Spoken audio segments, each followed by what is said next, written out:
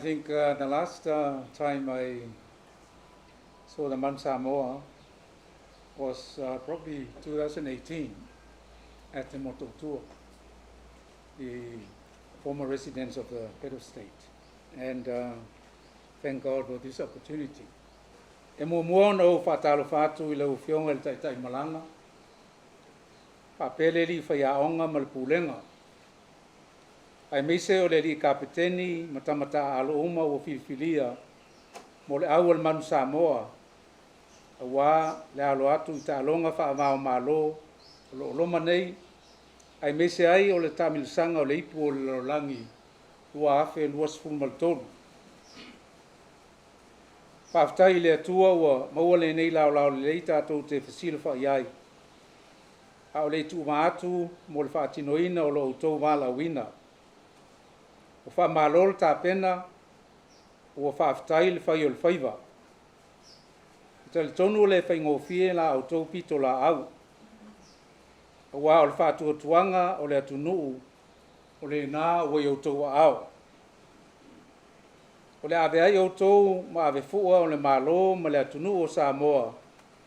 I whaalanga maia ale larolangi. E ave ai le neia manoa maulunga ma le matangofie.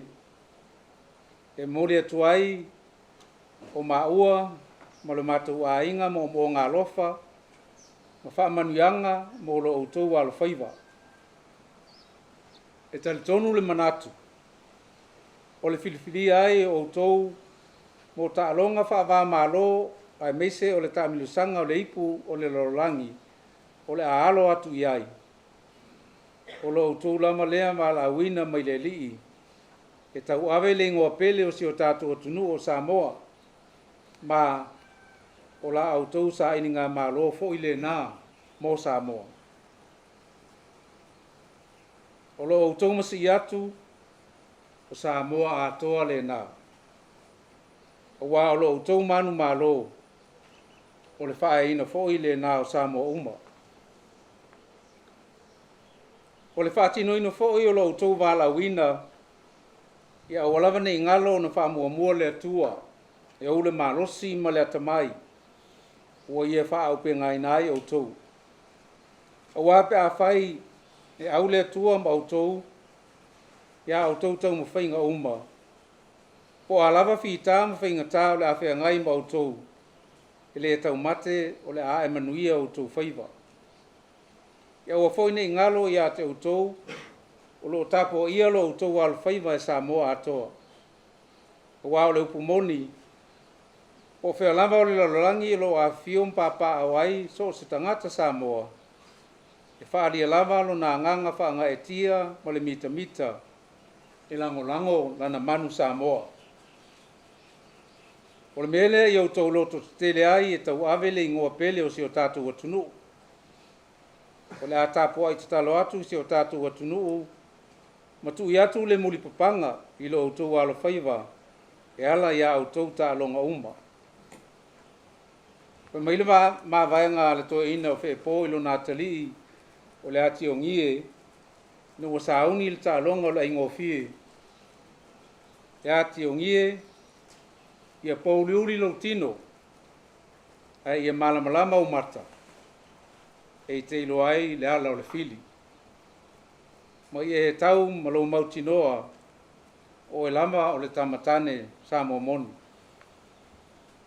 O tau mamana, o Manu na, o alo whaanga na. I sanga fo e atu e le atua, le poto ma le atamai o tau mawhauwhau. Le marosi ato o toa I o tau tino. Ma le loto ngata stasi. O walo o tau whenga iai. Ma lo o tau awa atu. Ia au tau ta alonga whaitau lia uma whaavao Mālō.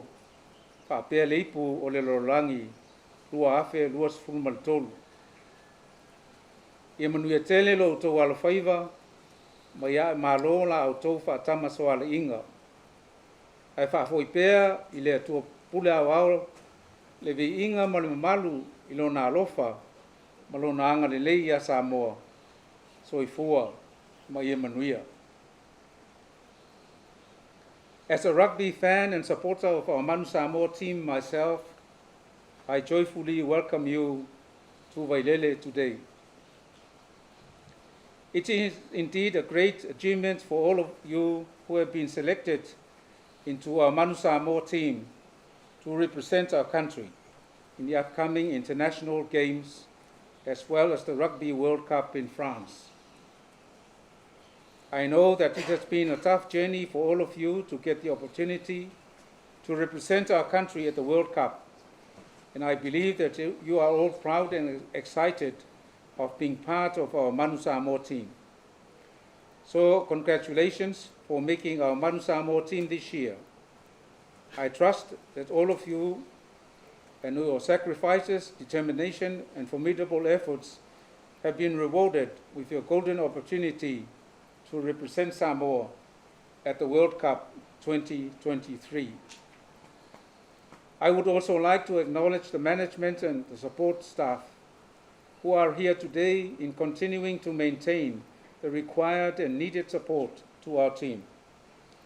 You have undoubtedly made many sacrifices of your own in order to ensure that our team is well prepared for the upcoming games and the World Cup in France. I know the team would never have performed at their best if it was not for your unwavering support. Thank you very much for your hard work, dedication, and commitment. I wish you all the best and be of good courage for the international tournaments and the World Cup in France.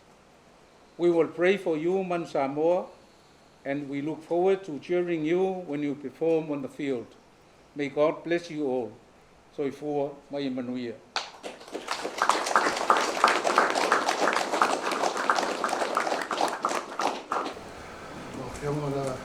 Mālō, Samoa. On behalf of Manu Samoa, I just want to take this opportunity to say thank you. Thank you for allowing us into your home and to be able to spend some time with you this morning, and more importantly to receive your blessing as we begin our journey towards France for the Rugby World Cup. I can say that this whole group, our whole Manu Samoa, have been working really hard. They've been working diligently to represent our country to the best of their ability. And I know that with the support of yourself and the rest of our country, the potential and the limits that we can achieve are endless. So thank you again for this morning.